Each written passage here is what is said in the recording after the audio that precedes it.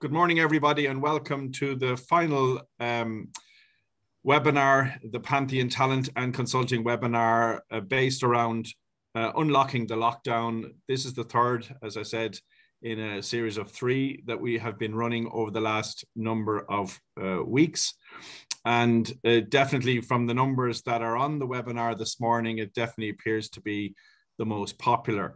The subject matter, I suppose, is about returning to the office as lockdown has been eased around the island of Ireland and elsewhere. We've seen a return to somewhat of normality through the hospitality and other industries, and more companies are starting to look at, I suppose, the return back to an office environment for certain people, or at least a hybrid of office and remote working. So we're going to base it around, I suppose, the illusion of fear and people maybe being a little bit uncomfortable about returning to the office. And we're delighted again to be joined by Sean Connolly. Sean is one of Ireland's leading performance and resilience coaches. And I'm sure you're going to find the next 45 minutes very interesting. And what we're going to look at, I suppose, is overcoming the fear of returning to the office, coping with change as we move out of lockdown. Stepping out of our comfort zones, and also the emotional intelligence that locks, I suppose, all of the three above together. So delighted to have you, Sean. Welcome on board again. Thank you, Declan. Great. So maybe we'll start, Sean, a little bit on, I suppose, fear and how does it accumulate? So, you know, for somebody who's been at home, you know, this is their first step outside, maybe on from a work perspective into the office. And have had listening to, I suppose, all of the narrative about, you know, COVID and being in isolation, etc. How does that fear accumulate, Sean, from your experience? Well, fear is practiced like anything else, any other emotion that you're good at. You will have practiced it. Fear is probably the most popular emotion that humans would use to satisfy their basic human need of survival. Now we have natural fears, fear of falling, fear of loud noises. A lot of the other fears are actually built in and programmed. Years ago, you wouldn't have had as many people suffering high levels of anxiety. And all the studies will show that.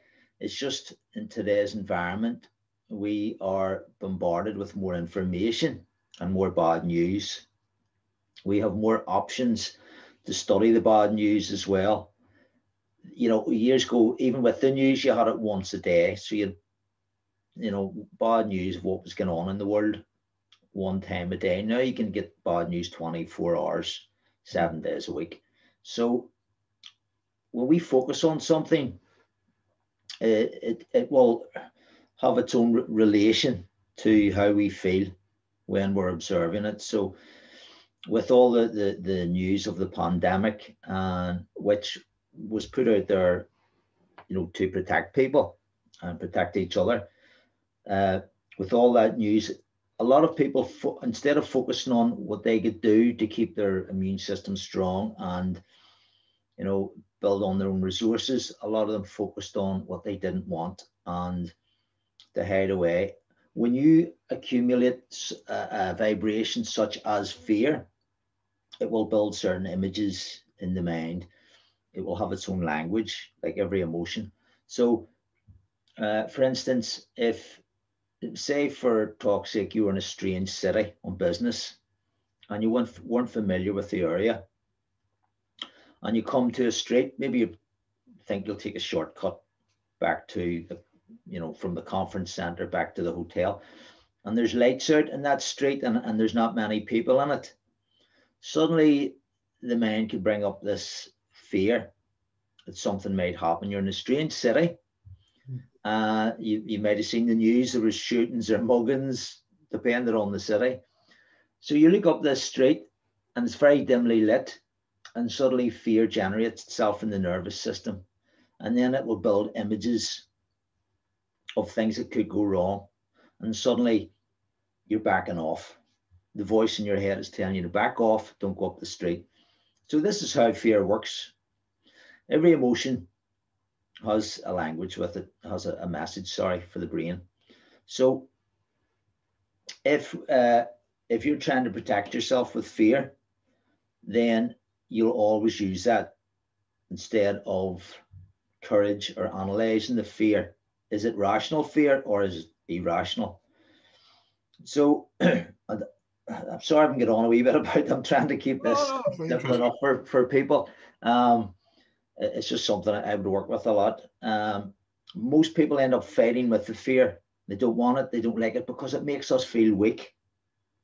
And again, if you feel weak, then you're going against your need for survival. Because when you feel strong, you feel confident, you feel safe. So most people fight with what they don't want and they get more of it. A better way to protect yourself in life is to use courage, which is just an emotion as well, feeling. What I tend to do is teach people how to generate courage instead of fear. And it makes more sense, really. Another scenario, if you're in a burning building with other people and fear generates through the nervous system, and you're thinking, "Oh, protect myself," you might freeze, you might run, leave everybody behind, or you might just get really aggressive and irrational.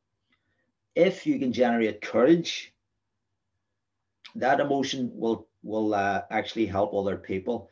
It will affect your breathing patterns. It will give you clarity in mind, and you will have a better chance of getting out of the building with the other people. So it makes more sense to generate courage, to replace the fear with courage, because you can only feel one thing at once. You can't feel two emotions at one time, no more than you can feel hot and cold. So we all have the ability. There is a process to generate courage in situations where we feel fear. And that's simply what I give people is processes on how to generate that. Because everything you need, you already have, rather than suppressing your potential, suppressing your life, suppressing your career through fear. That would be my. So it's like what you're saying there is like identifying maybe, you know, it probably the irrational or rational fear. Everybody has a fear or phobia or whatever. And sometimes it's nearly like a safety net in one way, insofar as that when you talk about the dimly lit street, and you'd look, you know, you'd stay on the main street that has the lights, and therefore you don't engage the fear because you're not going up that street. But you know, obviously with employers coming, you know, employers looking at bringing people back into the workforce, and you know, and again with hybrid working, what would an employer need to do, I suppose, Sean, in terms of, you know, dealing with maybe rational or irrational fears, just the general, I suppose, unease, maybe where somebody has been locked away or has been, I suppose, you know, cocooning, or they've been away from. And I suppose that's the big thing over the last year. We've our natural inclination as people is to be sociable, is to be engaged, etc., whether it's in work or whether it's in a domestic or whether it's in a social environment. And that has changed radically. And from a work perspective, I suppose the dynamic of having everybody in the same building for the future is probably not going to happen.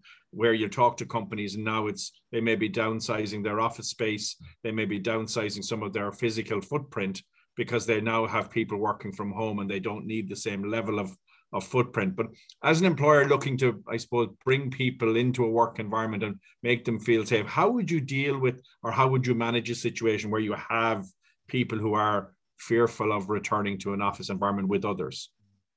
Well, using the analogy of the dimly lit street, people have a fear of it because there's uncertainty of the unknown, and this is what's happening. A lot of the workplace now is uncertainty.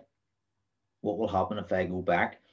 So they're trying to draw people into the dimly lit street, whereas they need to make the workplace, you know, like the lit up main street where everybody's on. So it changes perception in people's minds to bring them back in.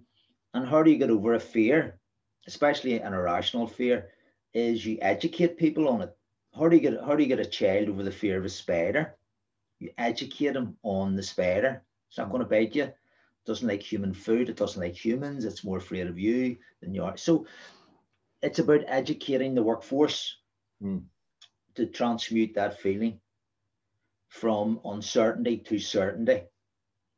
And then using the motivational factors to bring them, what are the benefits of going back into work? Let's weigh it up, or what's the benefit of hiding in the house, living in fear the rest of your life? So this is how we work. You will not move towards anything in life, doesn't matter what it is, unless you believe you have the ability to move towards it and carry out that skill. Once you've installed that in a human, that they have that feeling of certainty of, okay, I am capable. The next step is why? Why put the effort in? Why bother? What's in it for me? These are not my rules, they're just the rules of how we work. Yeah. So these are the first two steps that employers must take. Must educate in some form, some manner to their staff that, okay, it's time to get back to where we were, time to reassess. You are capable of doing this, and these are the benefits of doing it. Okay, brilliant. Yeah, no, that's really good. And I suppose that leading on from that then, Sean, is a situation whereby, the last year there's been a lot of change. I mean, we've obviously a lot of the I suppose the things that we have I suppose being used to from a work and personal environment have changed radically. And obviously people are, sometimes they deal differently with change. Certain people deal differently with change. Other people are slower to change. In respect of, why do people find change that kind of difficult? From a human perspective, why is it that some people find change difficult? I would say because we all want control. We're all control freaks. We like to be, again, because when you have this illusion that you're in control of most things, you feel safe. Whereas if you want control, that's really saying that I don't have control, so I want it. There's a lack in me of control. We like to make the changes when we're ready for it. With the pandemic, with the massive changes that came about, we had no control over it. And a lot of people, that's where the initial shock, the trauma came in. What's going to happen? I didn't control this. I've lost control. Everybody's lost control. But really, we are masters of change. If you take the time to observe your life up to this point, everything that has happened is change. Your body changes, your level of consciousness changes, your perception changes on the world around you, on other people. The weather changes, your friends change, your style of music might change. Life, we're bombarded constantly with adapting to change. So if you come to the conclusion then, after all that, we are masters of change. We learn to adapt to change. Now, if changes come about very quickly with the initial shock, we can start to have build a perception that, I can't deal with change. So you need to take time out and have a wee look down memory lane and remind yourself that, do you know what? I can't deal with change. So bring it on. Again, that's back to a certain level of self-knowledge. Most people won't do that because the majority of the population only compare obstacles and troubles, problems to their comfort zone. Okay. So because we're natural comfort seekers. So this would be my strategy for dealing with change. It's like that old saying, those who adapt survive. And we can adapt to anything, but we have to feel that, we have to believe that. There's no point in me telling people that. It has to be felt, not dealt. They have to experience it through their specific exercises and facts, and then they have to come to that conclusion themselves. Okay, but so some people would consider change to be evolutionary. As you talk about music, and you talk about maybe as your tastes change and whatever. And as you say, we probably don't realize what that change is happening because it's evolutionary. I think the last 18 months has been revolutionary insofar as it's just been, where the ground suddenly gets taken away and you're falling and you're suddenly trying to find kind of reference points and just something to kind of, I suppose, anchor yourself to take stock of the year. But it's interesting what you say, Sean, because it's, people probably don't realize, as you say, that we're so used to change on a daily basis, but because it's part of the tapestry of life, or it's part of the daily routine or the weekly or yearly routine, we don't see the change. I mean, as you say, we all change. Age changes you. What you were capable of doing at 20, you're not capable of doing at 50 or whatever, or maybe you're more capable at 50 than you were at 20. Sometimes you think you are at 50. Yeah. But again, that's being delusional.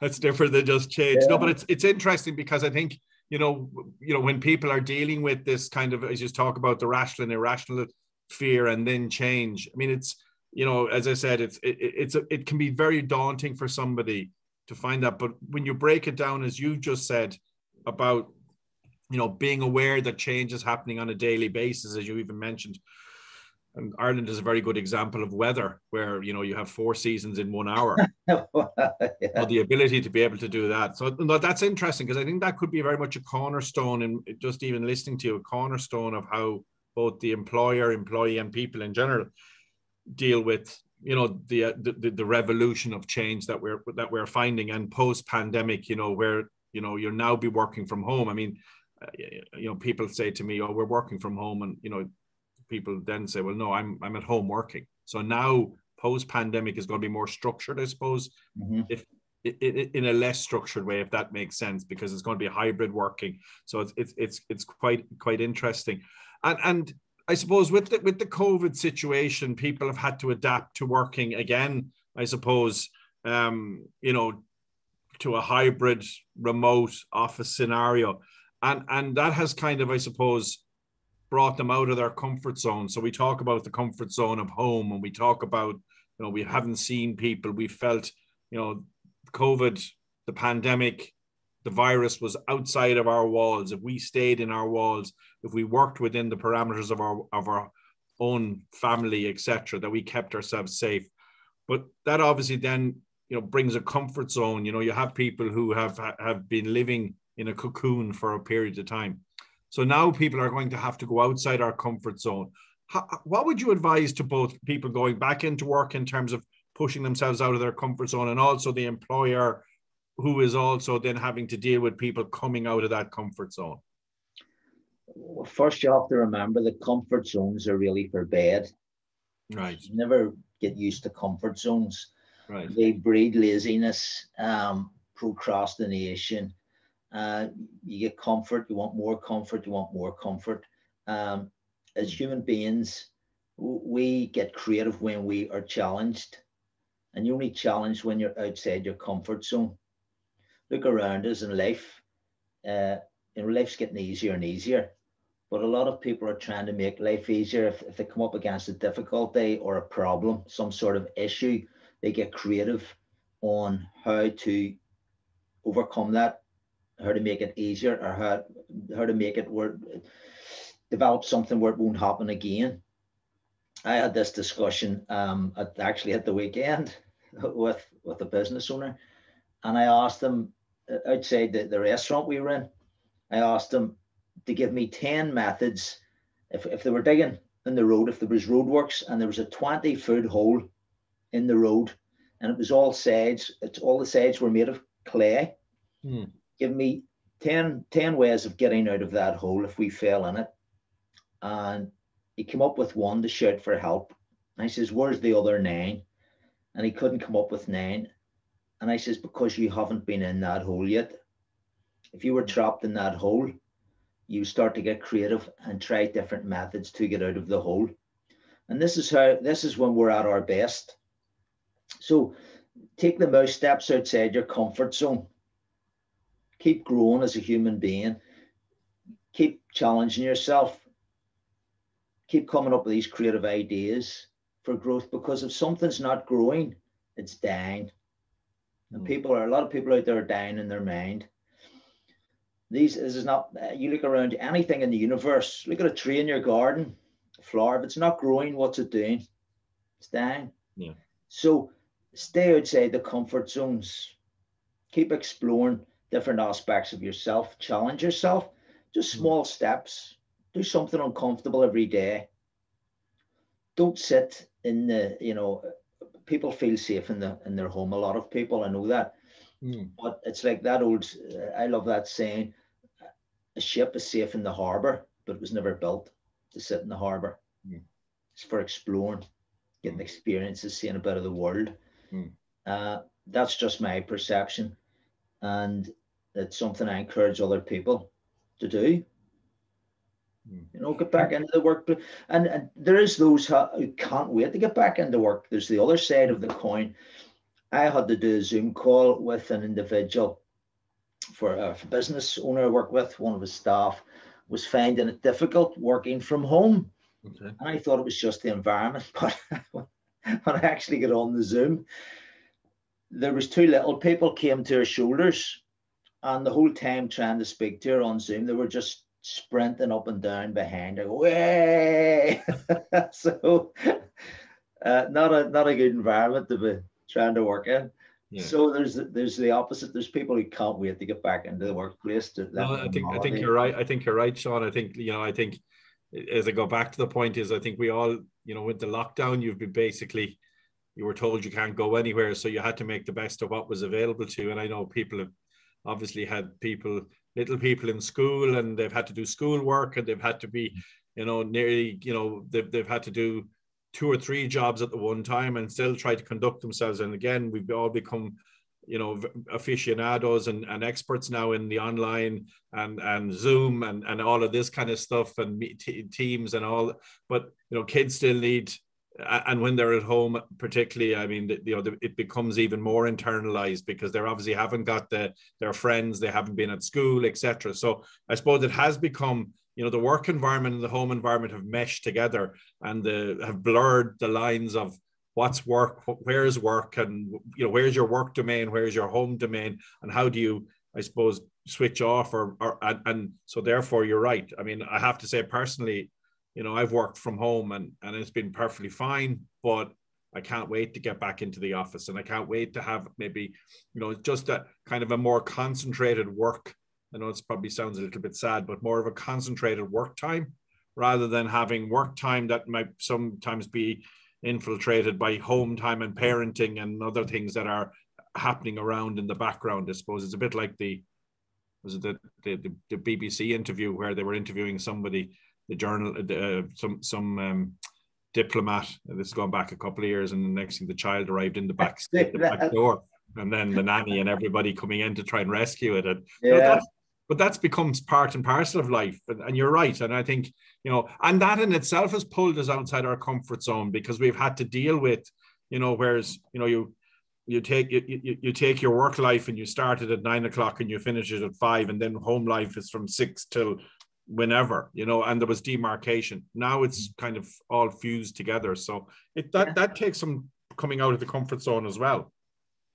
There has been a lot of benefits, speaking to many parents over lockdown and post-lockdown, that a lot of people get into the routine of coming back from the workplace, getting their dinner, kicking off the shoes, maybe have a glass of wine and watching their favorite TV programs, maybe helping the kids with a bit of homework and then send them off their room to play.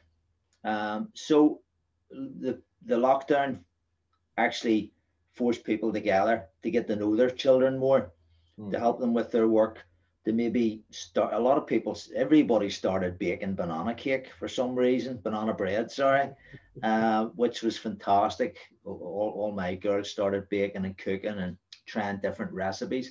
So even if you made a list of the benefit, look for the benefits that come out of the lockdown. Look at the new things that you learned. Look at how you learned to adapt to the change and take some sort of goodness out of it rather than focusing on what you actually lost over the lockdown. We'll have to weigh everything up. If you're not really aware of the benefits, look for them because there are benefits there. One of them might have just, been that you learn to multitask even more. Yeah, yeah. And again, I suppose then that brings us kind of to the point of going back to the kind of comfort zone. And you're right, when you start looking at the pros and cons and the benefits and everything else, then I know people have obviously started to reevaluate maybe their priorities, maybe what they want out of life, etc. But then again, that then kind of, I suppose, where the commercial reality that a business needs a certain amount of people back inside the actual office building or within the workplace, I suppose, to be probably more accurate. That comfort zone then. So where you've had that kind of where life has, you've probably got it balanced now. You feel like is now I've got it working. I can kind of make it work. And now there's a requirement. I mean, I know personally that, I'll be back in the office probably 3 days a week. That requires me to travel. There's a certain amount of, structure I have to put around that to help me do that. So, it means that other people within the family unit and within the kind of structure have to take different roles on for that period. So that pulls you out of the comfort zone as well. So it's interesting. I think our comfort zone is probably evolved over the last 12 months, and it goes back to the change and comfort. I think, if you said to somebody, what's your comfort zone last February or last January before COVID, they'd say, well, probably because I like going to the office. I get my headspace. I like my travel in. And now it's completely different. And I think trying to maybe bring people backwards a little bit or to a different kind of environment in terms of the office might be the challenge. And just, again, trying to balance the commercial requirements with the personal requirements of your of the people that work for you. The only real change that's going on is inside you on how you perceive what's going on. Why does somebody want to go back to work? Because they believe it will make them feel a certain way. Why does somebody not want to go back to the work environment? Because they believe or it is causing a certain feeling. And that's why emotional intelligence is so important when you're working with any skill really, and how to enhance human performance. And it just means to study the emotions. What are they and how can you change them? Why should you change them and what's the result going to be? Because you can have 200 people and they'll all feel different about going back to work, as we've spoke about. Some will be for it, some will be against it. The ones who need to go back and don't feel they can go back, the only thing that has to change is how they feel in their nervous system about going back. And there's a process for actually doing that. Doesn't change anything else. That's all you have to change with. Why does somebody do something in life and why does somebody avoid doing something? It's because of the feelings towards it. So when you can master your emotions, when you start to study the emotional intelligence work and some of the tools that will help with that, then that's empowerment. That's an investment within a self. We invest in, people invest in property and different things, but maybe Bitcoin. They don't really invest in themselves. And this investment has to last a lifetime. So the best investment is within the self. Okay. In the personal development. That's probably my perception because I work in this environment and it has helped me over my lifetime of maybe 30 years in this field. And we all need it. To me, it's the most vital investment a human being can make is within this self-study and the study of these processes. Okay. That will help keep the internal environment to a temperature that you need it. Okay. Psychologically. Okay. And you touched there and you spoke about emotional intelligence. And I know, I think the phrase, being able to read the room in one way and being able to, understand, I suppose, your audience. And, again, when we're putting these webinars together, we're trying to put value into what we're saying. And again, trying to hopefully that our audience finds them interesting, but also finds them valuable. But, emotional intelligence, and it's one thing I suppose that what would you like? What would you quantify emotional intelligence, or if you were to give it a description or to give it what is emotional intelligence? Because it's something that people talk about, and yet I have to be honest personally that I'd still probably, you could have many definitions, but from your perspective, what is the kind of, when people talk about emotional intelligence, well, what is it? It's having a certain degree of intelligence of an emotion. What is it, as you say? An emotion is energy in motion. We label these, there's always a feeling within the nervous system. Now the feeling has a message to the brain itself. So it's understanding, making it subjective. When you talk about the mind or emotions, most of the population, you might as well talk about the wind. They haven't a clue because they think they can't control it because they can't see it and they haven't studied it. So the emotional intelligence is just having a certain degree of intellect around the emotions. So they fluctuate. This vibration is always fluctuating. So you can have somebody in grief from a great loss, and then that can move into fear, can move into anger. So say you go to the lowest emotion that a human can experience within the nervous system is apathy or depression.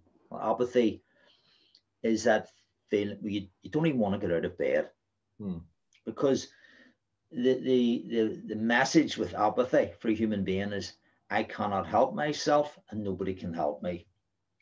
They're very lethargic with no energy. So this is the message. If you move it up, turn it up to grief, I can't help myself, but I'm willing for others to help me. I've suffered a great loss or a trauma, and I welcome other people to help me. You turn it up again, you're moving into fear. Fight, flight, or freeze. Safety is the ultimate, for fear. And its message is, I can't deal with this, I'm in danger. Back off. Okay, I'm in trouble here. Anger, something's not fair. Frustration with it. It's a very strong, very powerful emotion. Makes the body physically strong. It's a double-edged sword. It will get work done. Get out of my road and I'll do it myself. I'm fed up waiting on you to do it. Anger will chase somebody out of your house if somebody has broken into your home. But if it can become irrational, it's a very strong emotion, and it can become very dangerous if it turns against the self. If you're angry at yourself, if you're always beating yourself up and putting yourself down, if you felt you've let other people down, then this can actually turn to autoimmune diseases later on. It's a process. So then you have the higher emotions like courage, gratitude, acceptance, that they're a higher vibration. They have a more positive message for the individual.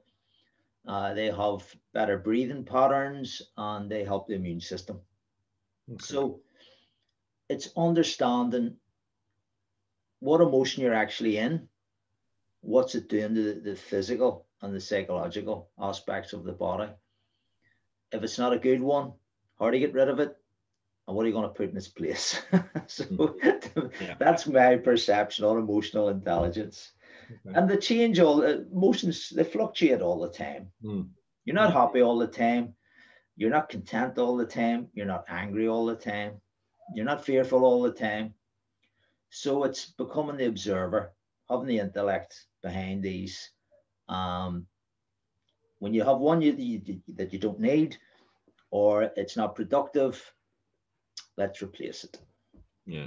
Keep it it's interesting you say that, because I know from somebody that I do know that they've worked all the way through the pandemic and they've had to change their kind of, I suppose, their work patterns to again, they work in manufacturing. So again, they're involved in going in, and the social distancing is difficult because they're in a medical field. But it's funny how one of the overriding things has been the emotional changes and maybe the fluctuation in emotions that has happened within the work environment that they've seen and in themselves. And I think the emotional intelligence, I think when we talk about, the change, we talk about, out of your comfort zone, talk about different work practices, talk about the different kind of, I suppose, world of work that we are engaged with at the moment. And for people who haven't had to move away from the physical environment over the period of COVID, and actually have probably found themselves busier than ever, because obviously they're producing PPE gear and different medical products that are required. But it is funny that all of the things that you've spoken about there, in the conversations I've had with this individual, they've all come up in the conversation, and they've all come up in terms of, and it's funny because I'm looking at it from a managerial perspective or from a company perspective, and trying to either deal collectively with kind of having a base level of understanding people's fears and anxieties and everything else, and then dealing individually with people who may be going through different. And again, obviously, with COVID, there's been a lot of human loss. There's been people who have been bereaved. They've lost people in their family. They've lost friends. They've had people in hospital. They've had people sick, and whatever the case may be, and then dealing with maybe getting vaccinated and the uncertainty of that and all of that kind of thing. So I think it's been interesting for what you said. It's how to tie all that together. And maybe in one instance, it's a case of having collectively dealing with people on one collective, and then individually dealing with individuals that may need a different type of, they're dealing with different emotions and therefore need a different, I suppose, engagement in terms of, how do you manage the person, or how do you engage the person? What is the communication level that as an employer or as your line manager, how do you deal with that? And so it's not one size fits all. It's very much individual. Mm-hmm. And that would be something I think the emotional intelligence would deal with. Everybody should know the basics of it, because a lot of people are not aware that they can't control the emotions or the thoughts that they're having. Like, how many people have you came across who tell you they can't sleep at night? I was speaking to a friend about a month ago who is a surgeon, and he was telling me about other surgeons he knows have been struck off the register because they self-medicate. Why does somebody self-medicate? Because they can't deal with certain feelings and emotions, and they're trying to do it with something externally. Teaching somebody like that emotional intelligence would have a profound effect on every aspect of their life, especially their stress levels and their anxiety. Totally reduce it, and there's no need for anything outside the self to do that. So to me, it's a vital tool. You can't really put a price on anything like that, because once you have it, you can use it the rest of your life. Yeah. And I think that's important to say, that seems to be, that's the core area is one. And again, it's about self-empowerment. And I think what you've said there is, I suppose it's easy to reach out to a third party or to have external, help, let's say, but it's most important, I suppose, from the internal. I think just somebody has just put a note on the chat box here. They said that the analogy of the dimly lit street has really resonated with them. I think that's from a visual perspective, that to me now is a fabulous representation of, what do? You actually put lights on the dimly lit street, the same as the main street, so that, you're not dealing with that kind of fear factor as you walk down the street. Uncertainty. People like to, so even in advertising, where do they say new and improved? Yeah. So you think it's already been there. It's not brand new. Let's wait a while and see what other people think about it. New and improved. So this has already been around. The certainty with it. Yeah. Human beings need certainty. Don't like uncertainty. So it's educating them. So they have some degree and clarity around the certainty of going back to the workplace. Safe environment, things are put in place. Yeah. And on the top of that, here are the benefits. Yeah. And we're just coming towards the end. I'm conscious of people's time. And I mean, I have to say, I'm delighted with the numbers that have come on this morning. It's been really fantastic. It's our best attended webinar, as I said at the start. And for anybody who, I suppose, is interested in following up with us, we'd be delighted to engage with you. and discuss, I suppose, how we can help. And hopefully you've got something valuable out of this morning. I think it's been a really good session, Sean. So if anybody wants to contact us, if they use the www.pantheontalent.ie as our website, and you can come on there and you can send us a message through the website, or you can send us an email at info@pantheontalent.ie. Finally, Sean, just as a takeaway, I mean, for somebody now, is coming off this call, what would you say is the main takeaway that we can take away from what we've discussed this morning?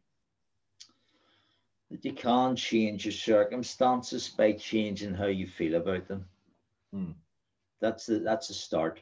You're not going to move towards anything unless you feel, number one, that you're capable of moving towards it or achieving it, and number two, why you're doing it. Number three, do you have a strategy? Number four, can you deal with the obstacles that will present themselves? Yeah, because there's always obstacles. Going from where you are to where you want to be is never a straight line. Yeah. I think that's probably as good a line to finish on, Sean. I mean, I think, again, in life, we have to expect that we're going to go off the main beaten track, because that's where life brings us. So I think that's important as well. But I think, look, Sean, thank you so much. It's been really, really refreshing. I know that 3 webinars have been really great content. And just for everybody, this webinar will join the other recordings up on our YouTube channel. And they're available to anybody if you want to engage with us. We're happy to discuss any of the items we've talked about. But thanks again, Sean. It's been absolutely brilliant, really, really informative. And many thanks for your time.